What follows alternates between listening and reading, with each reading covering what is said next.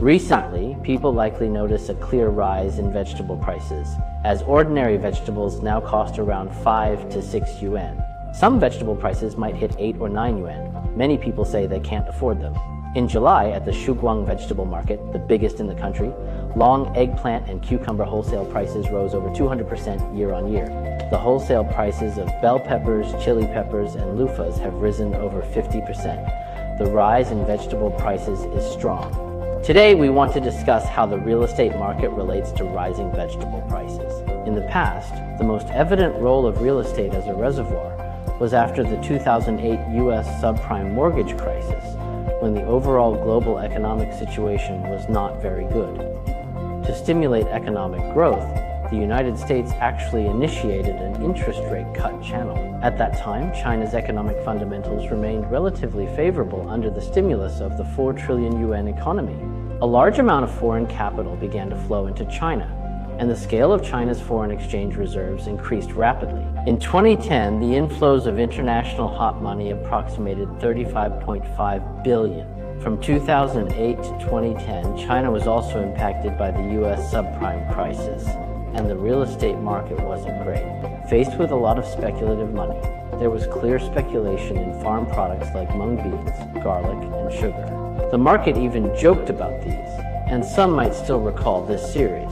This was caused by hot money flowing into the agricultural product market when other asset allocations, including real estate, were relatively sluggish at the time, since the entire Chinese real estate market began to gradually decline in 2011. Everyone should clearly feel that the hype around agricultural products has mostly vanished, and much of the market's hot money has moved into real estate. Between 2014 and 2019, the wholesale price index of vegetables generally stayed at around 110, certainly following the year 2019, as the overall growth rate of the real estate market began to decelerate. By the year 2021, the entire industry scale had reached its peak.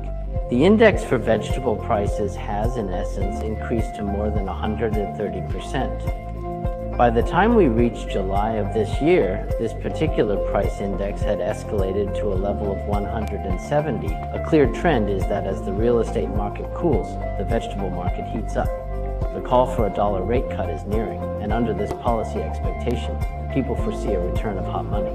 Especially considering that the entire real estate market is currently in a downturn. In the Chinese market, we are actually in a stage of asset scarcity. This means there is no reasonable channel for asset allocation for the hot money in the market.